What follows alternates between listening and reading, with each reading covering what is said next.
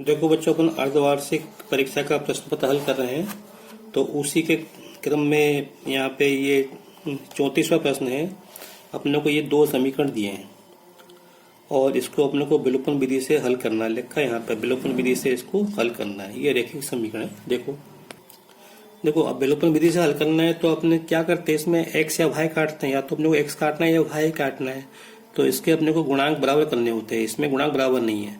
तो एक बात और देखो ध्यान से कि ये जो समीकरण है इसमें अगर अपन 2 का भाग दे दें तो आसान हो जाएगा ये। तो इसमें अपन 2 का भाग दे देते हैं ना, या एक काम करो सीधे इसमें अपन करते हैं, चलो भाग देते हैं 2 का।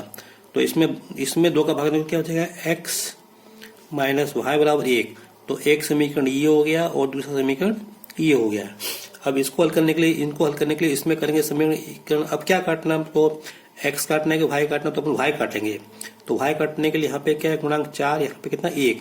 तो इसमें करेंगे अपन 1 का गुणा इस पूरे में, और इसमें करेंगे अपन 4 का गुणा। ये 4 कहाँ से आए, यहाँ से आए। 1 कहाँ से, यहाँ से आए। तो गुणा कर देते हैं। तो इसमें गुणा करेंगे तो ये संख्या ऐसी कैसी मिलेंगी, तो 3x प्लस 4y बराबर 10। और ये मतलब 4x माइनस 4y बराबर 4। 4x माइनस 4y बराबर 4। अब देखो इनको जोड़ो। जोड़ने पे क्या होगा, ये कट जाएंगे प्लस माइनस के। तो 3 और 4 7x, 10 और 4 14। तो यहाँ से क्या मिलेगा, x बराबर 2 मिल जाएगा। अब हमें y का मान निकालना है। तो x बराबर 2 किसी भी समीकरण में रखो, चाहे इसमें रखो चाहे इसमें रखो। तो मैं इसके अंदर रहता हूँ। तो यहाँ 2 माइनस वाई बराबर 1, 2 माइनस वाई बराबर 1। अब हमको y का मान निकालना, इस 2 को तो ले जाओ। तो आएगा माइनस वाई बराबर 1 माइनस 2। तो माइनस वाई बराबर 1 में से दोगे तो माइनस का 1, माइनस से माइनस कट गया। तो y का मान 1। तो उत्तर x बराबर 2 और y बराबर 1, ये हमारा उत्तर हो गया। अब ये अगला प्रश्न हल करो। 35वां वर्ग समीकरण ये दिया है को सूत्र विधि से हल करना है। ठीक है, तो देखो क्या करेंगे। 3x वर्ग माइनस 3x माइनस 1 बराबर 0 ना। तो इसके अपने ये जो सामान्य समीकरण है x वर्ग प्लस bx प्लस c बराबर 0 से तुलना करने पर, तो x वर्ग का गुणांक यहाँ 3, यहाँ पे a है। तो इसका मतलब a बराबर 3, x का गुणांक माइनस 3 और b का गुणांक x का गुणांक b। तो b बराबर माइनस 3। ये गोला बनाना नहीं है, मैंने समझने को बनाया है। और c बराबर माइनस 1। तो यहाँ लिख दो a बराबर 3, b बराबर माइनस 3 और c बराबर माइनस 1। अब सूत्र मालूम है क्या होता है, सूत्र minus b plus minus b square minus 4ac बटे 2a। तो ये सूत्र होता है, इसको अपन श्रीधराचार्य का सूत्र भी कहते हैं। मान रख दो, माइनस बी का मान कितना है, माइनस 3। कोष्टक में लिखो प्लस माइनस वर्गमूल माइनस 3 का वर्ग माइनस 4, ए का मान 3 और सी का मान माइनस 1 बटे 2 गुणा 3।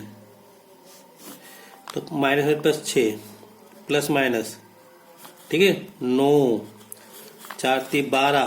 तो प्लस के 4 3 12 एकम 12।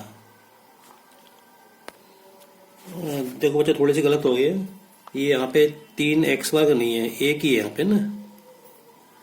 हाँ, तो a का मान 1 आएगा। ये समीकरण में x वर्ग माइनस 3x माइनस 1 दिया है। देखो यहाँ पे, देखो यहाँ पे इसमें ये दिया है, मैंने 3 लिख दिया गलती से।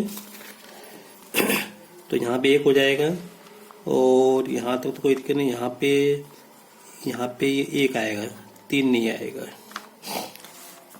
तो ये 9 आएंगे, 4 एकम 4, 4 एकम 4 प्लस के 4 मिलेंगे। देखो मुझे तो मालूम था ना कि क्या होना चाहिए थोड़ा सा, इसलिए मैं समझ गया कि कहीं ना कहीं अपनी गलती हो रही है। इसलिए हमको इतनी प्रैक्टिस होनी चाहिए कि जब हम अगली बार सवाल करें तो हमको समझ में आ जाए कि हमारी गलती हो रही है। x बराबर 6, या 6 कैसे, ये भी प्लस 3 हो, यहाँ पे ये भी है प्लस माइनस 9 4 13 बटे 6। अब देखो 13 का तो वर्गमूल होता ही नहीं है, तो हम इसको ऐसा ही लिख करेंगे। हाँ, बस केवल ये है कि एक बार प्लस लेंगे एक बार माइनस लेंगे।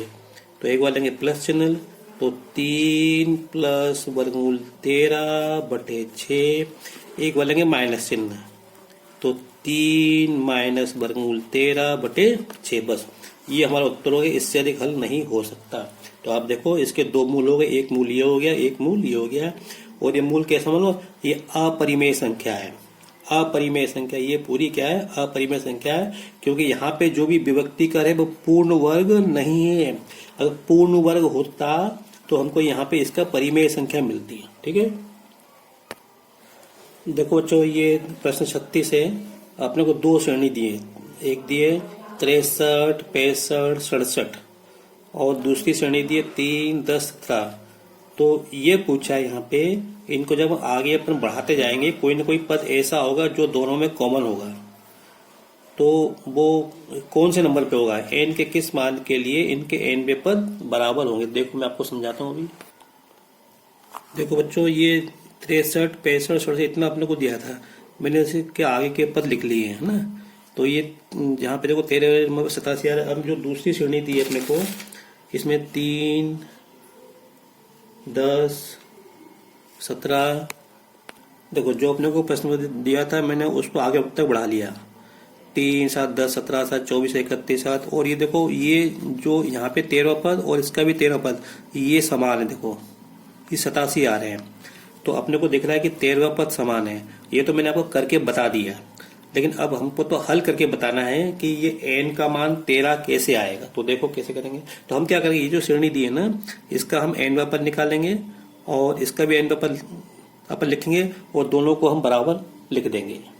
तो देखो प्रथम श्रेणी के लिए a का मान कितना है 63, सारवंत कितना है 65 माइनस 63 बराबर 2। और n अपने और nवां पद नहीं मालूम ना, तो और पदों की संख्या कितनी n। तो इसके लिए हम nवां पद a n बराबर a plus n minus 1 into D लिखेंगे। यहाँ पे ये हो जाएगा a n बराबर a का मान कितना है 63 प्लस n माइनस 1, d कितना है d 2 है। बस इसको अभी ऐसे ही लिखा है तुम दो, इसको नंबर डाल दो। फिर उसके बाद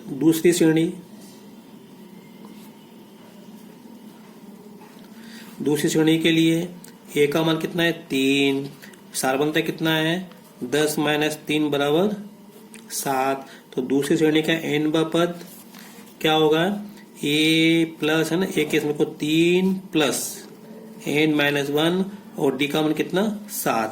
तो यहाँ पे ये पूछा है कौन सा पद है ना जो है बराबर होगा, तो n के किस मान के लिए। तो ये nवां पद हो गया। अब प्रश्नानुसार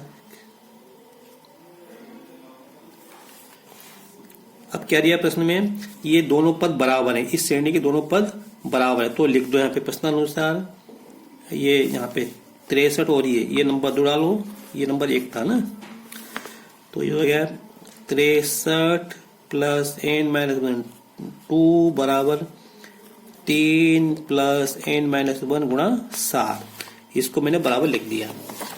ये पहली श्रेणी से आया, ये दूसरी श्रेणी से आया। अब यहाँ पे क्या करो,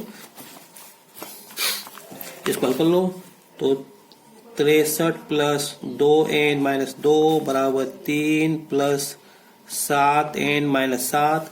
तो 63 में से 2 गए 61 प्लस 2n बराबर 3 में से 7 गए तो माइनस के 4n 4 प्लस 7n। ठीक है, तो अब क्या करो, अब हमें तो n निकालना है, तो n वाले पद एक तरफ ले आओ। तो 7n को उधर ले आओ और 61 उधर ले जाओ। तो ये हो गया 2n माइनस 7n बराबर माइनस 4 माइनस 61। तो 2n में 7 में जाएगा माइनस 5n और 61 और 4 माइनस के 65। ठीक है, तो माइनस माइनस कर दो तो n बराबर आएगा 65/5।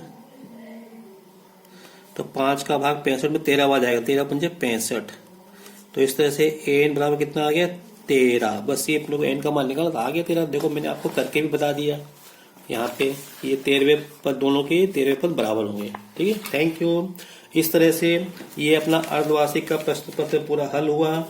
मेरा आपसे पुनः आग्रह है, सलाह है, इस प्रश्न पत्र को आप अपनी कॉपी में जरूर लिख लें, उतार लें हल सहित। और जो अपने को प्रश्न बैंक है उसको भी आप हल कर लें, है ना, क्योंकि जो आप अपने हाथ से लिखोगे वो आपको ज्यादा समय तक याद रहेगा। और अगर कहीं प्रश्न में आप बाद में करते हो तो आपको ध्यान में रहेगा कि हमारी कहाँ गलती है क्या है। तो ठीक है, अगर आपको मेरा वीडियो पसंद आया हो तो इसे लाइक करें, शेयर करें और अब सब्सक्राइब जरूर कर दें ताकि दूसरे बच्चों को फायदा मिला। Thank you. आगे जब दूसरी प्रश्न बैंक, अभी तो केवल 3-4 पार्ट ही आए हैं, अगर उसके बाद आएंगे प्रश्न बैंक मिलता है दूसरे पाठों का तो वो भी मैं आपको अपलोड कर दूंगा। Thank you.